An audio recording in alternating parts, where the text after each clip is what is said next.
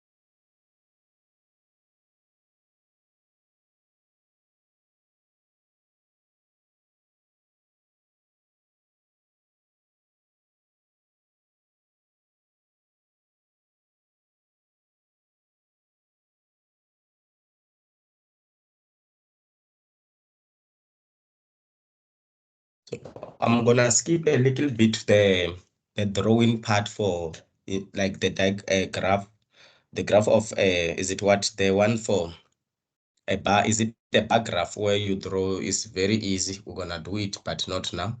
We're gonna focus on something that is a little bit calculations.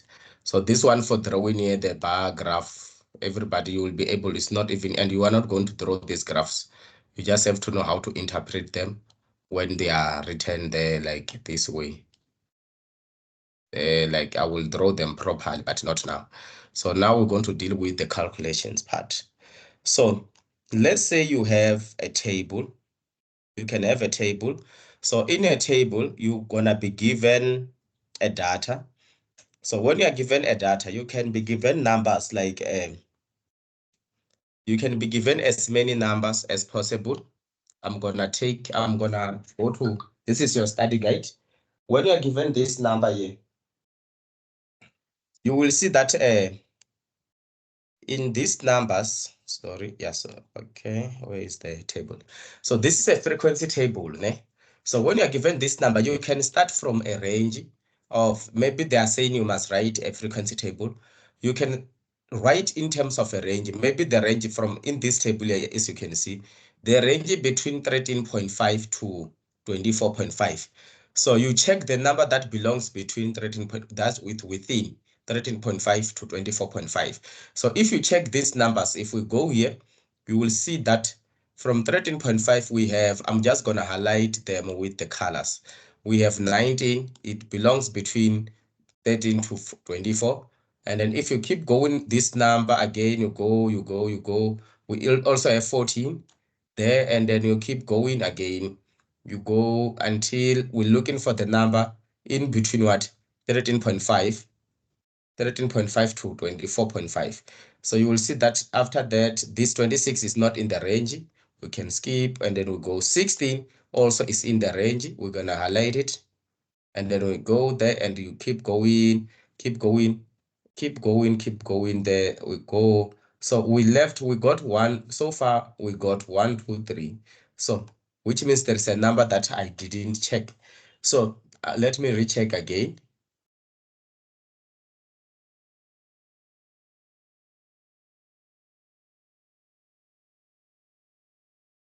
And then, okay, yes, and 22, yeah, there is also 22 there. So you will see that this number, the number that fall between what, 13.5 to 24.5, they are what? They are 4. It's 1, 2, 3, 4. So it's 4 numbers. So that's why when we say number of customers, so the number of customer in this table is going to be your frequency. This is your frequency. When they say find a frequency, this is 4. It's your frequency. If you keep going, you check the number between 25.5 to 30, 25.5 to 35.5. You will find those numbers in between here. They are there. You just check exactly the same way until you complete all these datas. Then when you write in terms of this, you have written what? This is a frequency. You have written a frequency. We call it a frequency table. So in this frequency, you can be wanted to calculate, for example, if you want to check here, the number of this is an interval. This, when we say intervals, between 13.5 to 24.5. All these are intervals. So if you check them, you'll see that 1, 2, 3, 4, 5, 6, 7, 8. We have an interval of 8 here. So when you have an interval of 8, this one is not a problem. So I'm going to teach you guys on how to work with this kind of data using your calculator instead of you guys to be writing a lot of things due to time. So, but you can also know this formula, number of intervals, to check the maximum. You check the maximum value. You also check the minimum value. What it says here, you're going to check here in your data. You will catch the higher number, and then you check the lowest number, then you divide it by 10. Then it's going to tell you how many intervals can you have using the number of interval. This is how you calculate the number of interval. So we're going to proceed. So here now you will see between, if you have a value of n, you can say 10 to 16, 17 like that, 10 to 16. This is just another problem that I'm gonna skip before we do it. So in terms of this in terms of the intervals, this is the same question that we've been doing. You can see you can add the intervals.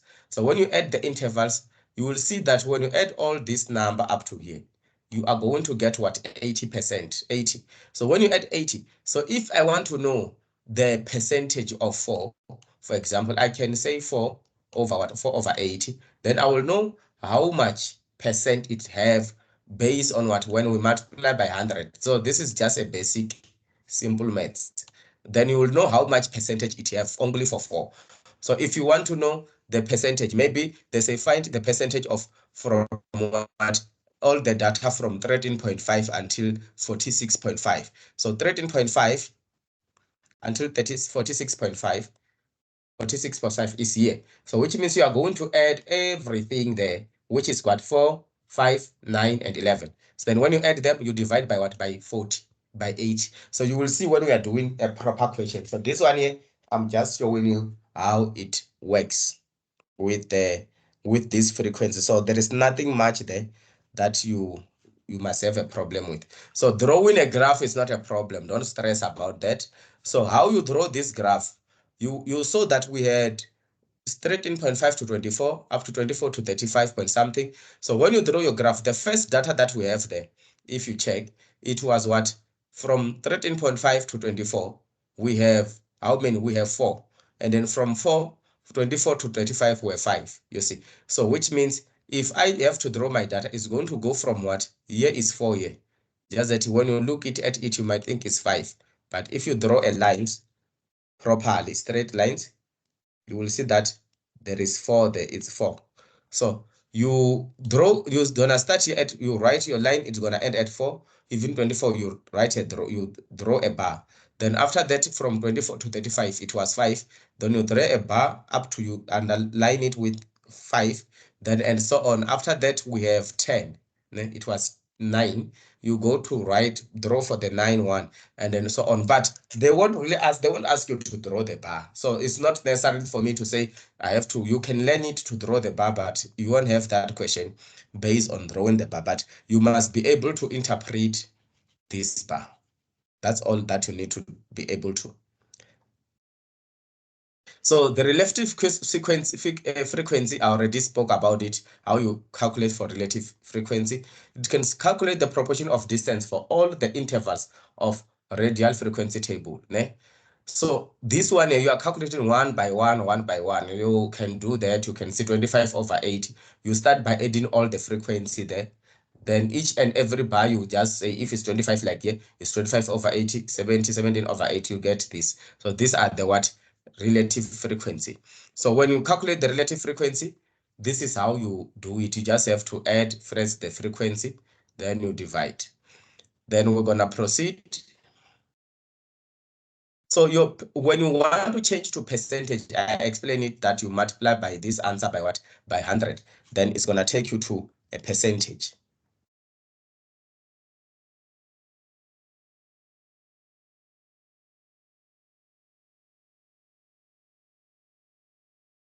Then we're gonna write, you're gonna do it a percentage. So you understand this, I'm gonna skip it. This is very simple chapter. That's why I'm not even writing too much. So here, this table they are showing you, you can study this table. It's simple. You just have to be following there and there.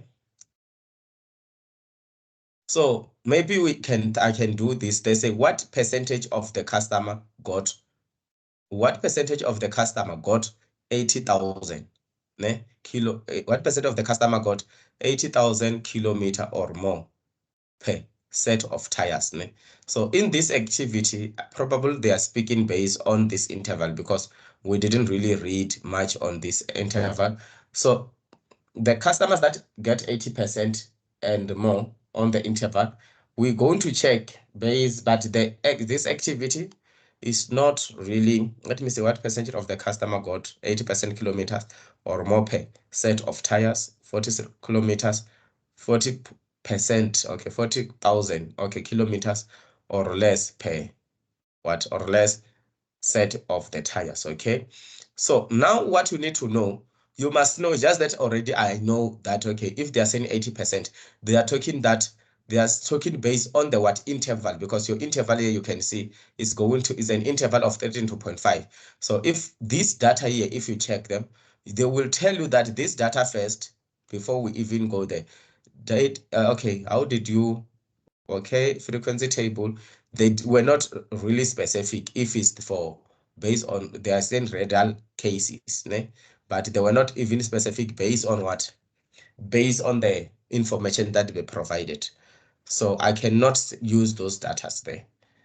But if it's related to this data, they mean that you check here 79.5 to 89, then which means you are going to add this percentage here. You're going to add this one plus this one. So I'm gonna go to this one. You're going to add number 1 and 2. You are going to add this percentage, 10% and 1.15, if they are talking about those data in what, in this question. But indeed, you can see for 80%, as I've said, they added those 2%. So for 46 kilometer or less, 46 kilometer or less, they mean 46 is going to start here. It's gonna start here. We're going to start here, go in there. So which means you are going to add 11, 6.25, and 5% when they ask that question. So if for means 46,000 kilometer or less per day of a what, less per set of a time. So if you check number 2, you will see it's exactly what I've said. So this frequency, like, you just have to understand that when you are from frequency, you must add all the frequency total. Then after finding the total for relative frequency, you divide each and every frequency is 4 there. You divide it by total number, which is 80. It depends on the data that you are working. Then for percentage, you just multiply the relative frequency by 100. Then you get the percentage. Here is just that they are showing you because they are teaching you how to do it. So we're gonna move. Maybe we'll get, so when it talks about pie chart is a cycle. So this cycle, when you draw it, you must only remember, I think everybody knows about by pie chart. If you divide it, it must be divided in such a way that if it's in the form of a percentage, if like everything you are working with a percentage, everything when you add here, if this is A, B, let's say, or 1, 2, 3, 4, and 5. When you add percentage, it must give you 100%. Everything when you add them, all these blocks, they must give you 100%. So we are going to divide those. We are going to, when you write, you are not going to be drawing this pie chart. You are just going to be checking this pie chart. You can add them. So this pie chart is going to be drawn in such a way that if it's this data, for example, you can change this data to a percentage. You are given what this is just an example. You are given they wrote this frequency number. These are frequency number of vehicles, type of vehicle, cars, motorbikes, vans, and buses. They wrote those data. Then you have total amount there. So you can change first in this data to write it in terms of a percent. When you change it first, you're going to say 140 you divide it by what? 270. Then you multiply it by 100. Ne? You multiply it by 100, you're gonna get a percentage. If I want to draw what my cycle, my pie chart, I know that half of, like, if you divide a half of this is going to be what? Half of this is going to be the half of this is going to be what? It's going to be 50. If I draw a line like it's a half here, it's going to be 50% the other side, and the other side is also going to be 50%. So if I calculate here, the percent that, and then if I can draw a imaginary line like this, which means the other half is going to be 50, is 25, 25. If I draw another one, it's 25, 25 there. So when you draw this kind of data, if you want to draw, you can convert to percentage all of that by dividing by, you say 140 divide by 270 multiply by 100. To get for motorbikes is 70 divided by 240, you multiply by 150, you divide by 240, 270, you multiply by 100, and so on and so on. Then you draw them in your what, in the, according to percentage, you divide them neatly. So, but you won't be asked to draw this question. They won't ask you that question. So you can see there, maybe they are showing you 55. I don't know how they started with 55, then so on. They did all those ones, they get the degree there, multiply by, or you can use, I use percentage. A cycle, remember, is in the form of a degree. Like when you say degrees, this 365, when you move a straight line from here to until you go back to when you are moving with a cycle, you move 360 degrees. So you can still use 360 or percentage, it's still the same.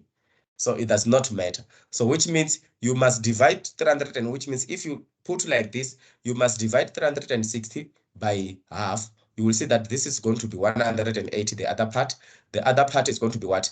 180 again. So if you have 187, you can see that if we have to draw from this cycle here, if I have to draw what? If I have to draw 187, 187 is going to be something. If here is a center of my cycle, because it's a pi, but just that don't mind about my drawing, as I've said. But when you are doing it accurately, you can draw a line there. But 87, we can draw a little bit, not a straight line. Then it can be 87. So 93, you can see that if 180, if you divide here, is going to be 180 divided by 2 is going to be 90. So which means you can see 93 can be a little bit slight, not straight, but straight like this. It can be 93. Then 73, which means 7, we can put it as like this. Small. Maybe, but it's too big here what I did, but it can be small and a little bit, then 73. So if I'm gonna show you what they did, yeah, exactly as you can see, for 140, you had 187. So you see that it's not really straight there. And then 70, 55, and so on. And then the one for 7, which was for 5, you can see that is very small, as I've shown you there, that even though it looks like big. So this is how you draw a pie chart, but you don't need to for now, at the moment, you don't really need to know how to draw a pie chart. You have to be working with calculation, because there will be no question that asks you to draw a pie chart.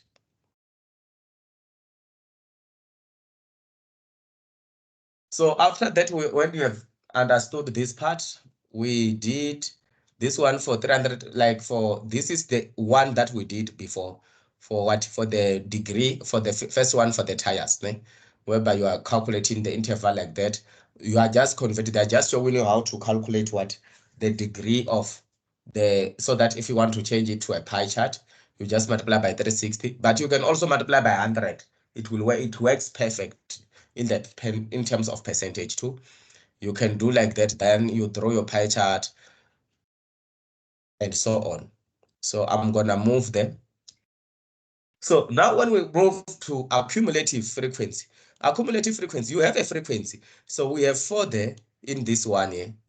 We have 4 and 5. So when I want to calculate accumulative frequency, the first one is going to be 4 in accumulative. Then the second one is going to say 4 plus 5 is going to be 9. Then after 9, we're going to 9 plus 9. You see, it's going to be 18. 18 plus 11 is going to be 18 plus 11, 20. 29, then 29 plus 25, you see, and so on. So you take the first one, you add it with the first one, you write it as it is. Then the second one for accumulative frequency, I will say CF. You add 4 plus, you add the first one and the second one. For the third one, you add both 1, 2, 3 until you get here up to the last one. So you will see when they are showing you, I think they're gonna show you with the same data. Okay, they're using the same different data. So you can see you have 25, you have 24, 60, 60. So for accumulative frequency, you can see the first one started with 25, the same strategy that was showing you, that if you say 25 plus 24, it's going to be what? 49, you see. So if you say 49 plus 60, it's going to be 49 plus 60 is going to be 109, you see, and so on. 109 plus 92, you see, and then you keep going until you go to the last one, which is up to here is 265 plus 35, then you get 300. This is how you calculate the accumulative frequency. You start writing the first number of the frequency, then you add them going until you finish. So here they are even showing you what is accumulative frequency means.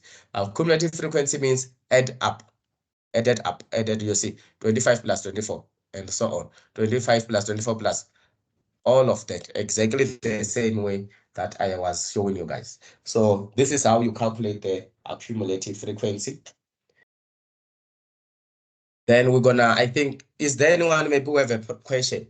Maybe sometimes you might find that there is something that you are not understanding, whereby I have to just write in the board so far. Anyone who have a question?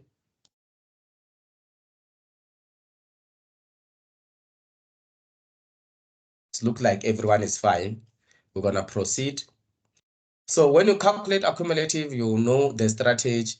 Here you're going to read you can just check when you are reading by your own. Then octave is just a graph. Ne? After calculating the accumulative frequency, they gave you here, for example, in this one here, you have 45 to 45. So 40.5 to 50.5. You can see that the highest one is going to be what? You're going to write it as less than 55, less than 65, and so on. So when you write, for example, here in this one for 25, there is the one that we were doing before, 24.5, the one we start with 13.5, ne? To 24, use 24 like that, and so on. So when you calculate the accumulative frequencies, exactly this one there, then when you draw your graph, you just start with 24.5, you go to 35.5. The upper ones means this row there. But it's just that here they are using the first row that we were discussing. Then you just write here in your axis, then you write the numbers to maybe we know that the highest number here it was 80 in your frequency is 80. You can end maybe at 90. Then you start writing, making a dot until then you connect those dots by line.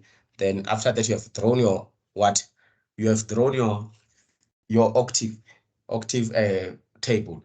But they won't ask you to draw this octave table. They will ask you that to check. Maybe they can calculate, they say, choose the right octave table. So when you are given this, you can just calculate the frequency. Then you compare with what? You compare with the table that you are given in your multiple choice questions. So you won't be asked to draw them, but you must know how to draw them. So when we talk about the stem and the leaf, I'm gonna write a little bit here now so that you don't get bored. So when we talk about the stem and the leaf, you can be given a data. Let's say it's 13, 10, 15, 20, 21, 40, 1, and then 45, and then let's say 50. I'm not going to use a lot of this number. So a stem and the leaf, you draw a number like this. You draw a table.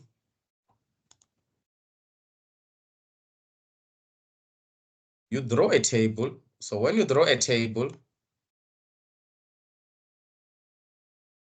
oh, 90 degrees. I want it to, yes, this is a straight line.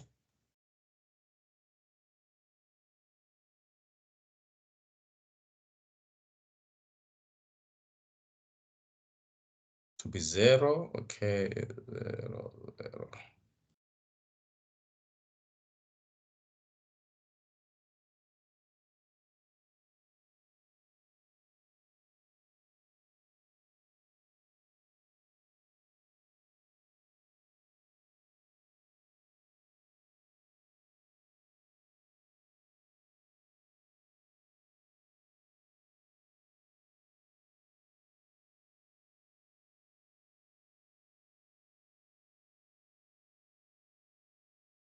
So this is a stem and the leaf. So if I write 1 here, like for example, this is like 1, it will be standing for 10. For 2 is gonna be standing for what? For 20, né? And then 2 is gonna be standing for 20.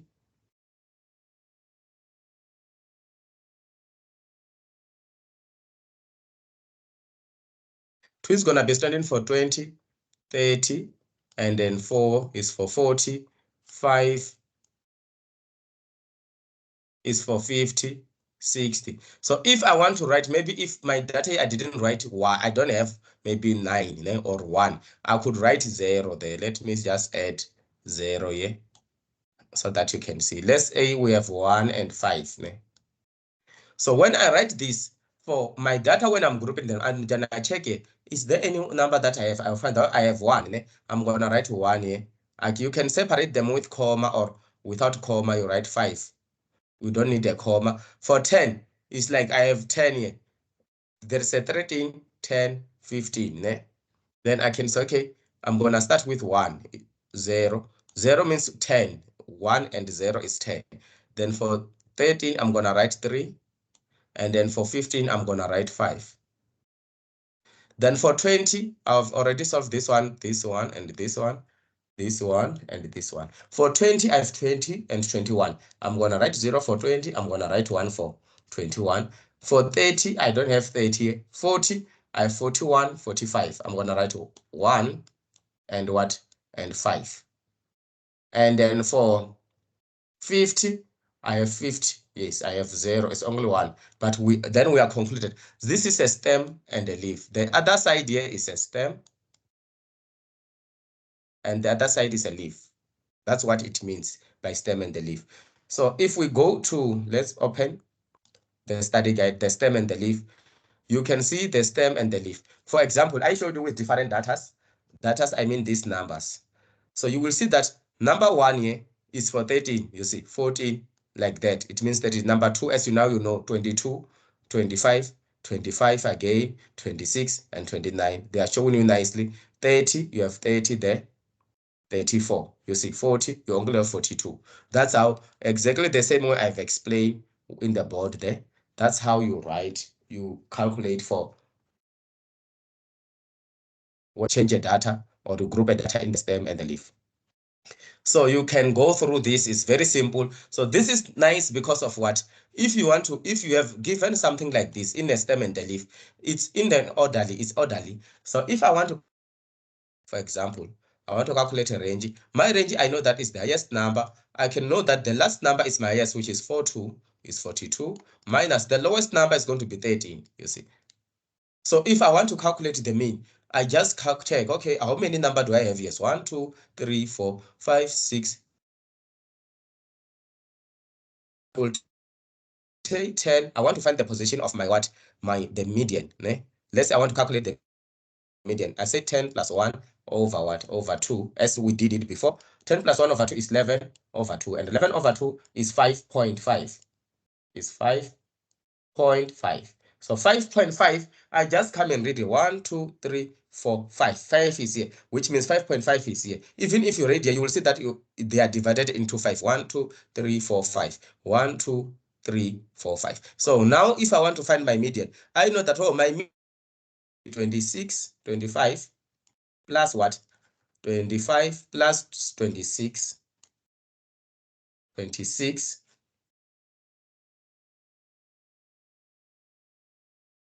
divide by 2. 26 divided by 2. When you divide by 2, we have found median is, there is a comma, comma 0.5. Remember that after, when you read 5 numbers, you put at the end, you just put a line there. You will see that in terms of 5, and you take these 2 numbers for your median. So if I want to calculate a mode, I just check in the data. I'm gonna delete here, erase here. I just check the data, the mode, the data that is repeating the most. The data that is repeating the most is only 25 and 25. They are these two. 25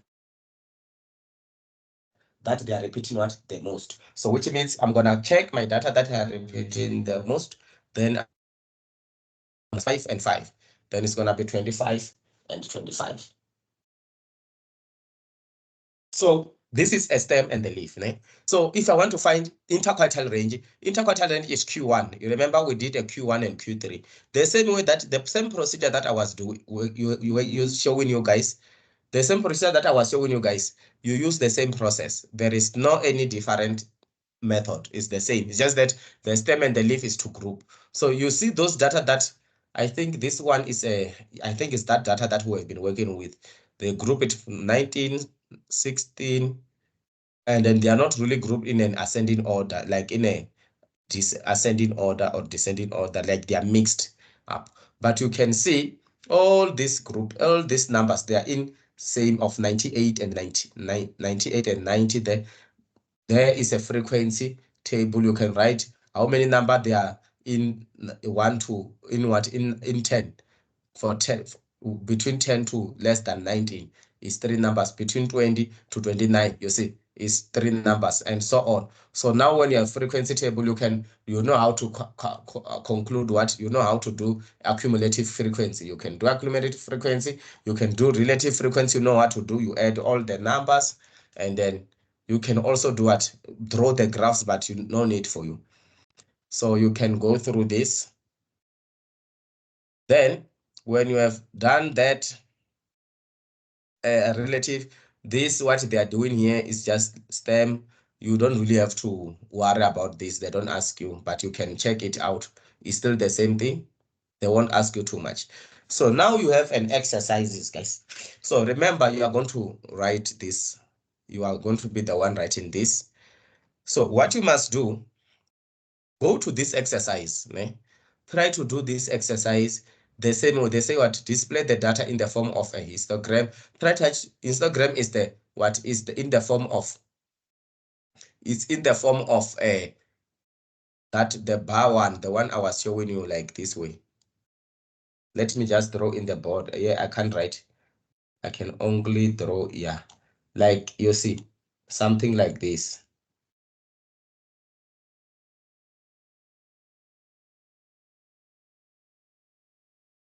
It can be, depends. So now when you want to calculate, when you want to check, okay, how can you calculate, how can you change this data to what, Instagram? Remember, the formula for you to get you can get an interval first. To get the interval, you do what, you calculate, you check the highest value of this, and you check the lowest value, divide by 10. Then you're gonna get the interval of this data.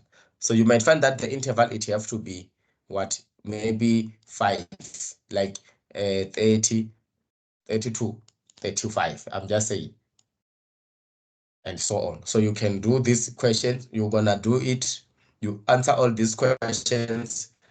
Then when you answer it, you will see that you're gonna get that this question right. It's exercise 5.1. It's very simple. I'm not gonna do it. Then we have already covered this. We did mean median, you know these things. I'm no longer gonna talk about this. You know what to do. I already teach you guys how to get the position of a median. You can go this chapter. Everything, I even teach you guys about using a calculator like in this kind of data. So you can try this data now using your calculator. We did this, everything we did it already. We did also these things, you know, what is this, the mean. I taught you what is the mean. And then, yeah, everything here, you know. There is nothing that you don't know here. I'm checking something that maybe you don't know. And you know what is the number of terms? I don't see something new. There is nothing new here. So the only something new, maybe I'm not sure, but so far you can do these ones, you have done it. So the only something new that we're gonna cover is going to be the midpoint. We won't do it. The midpoint, we won't do it today. So the midpoint is when you divide by, you check the interval between negative 0.5 to negative 5, 4.5 to negative 0.5. That is 3. So you get the difference. If you say 4.5 minus 0.5, 4.5 minus 0, negative minus this one here, you will see that you are going to get what, 3. So when you divide this by 3, you're going to get what, 2. So I'm going to teach you how to do that, not today. So is there anyone who have a question? Median, you know how to get the median. We're going to, the only thing that we left about is midpoint. I'm leaving midpoint because there is some things that we're going to be using, calculating on the midpoint. So I don't want to confuse you. And then, yeah, so far, there is nothing much there. Yeah, mode, you know what is the mode? We did the mode. The only thing that I didn't maybe show you maybe how to draw these lines, but they are not used, they are useless in your side, in your time here. Is it? I know how your exam is gonna be. So is there anyone who have a question? Hello. Hello? That's a request that you give us the recordings Oh, okay, so we yes, can I would. hear when we Okay, no go problem. through. All Okay. right, no, okay, now I will, yeah, I'm gonna do that. So just that now I was just checking, and then is there anyone also have a question? So guys, you can go and read this chapter. Ne? This chapter is very simple. So just read it. If you have a question, the reason part I did that group, I'm going to pause the video now because the reason part we have that group is that if you have a question,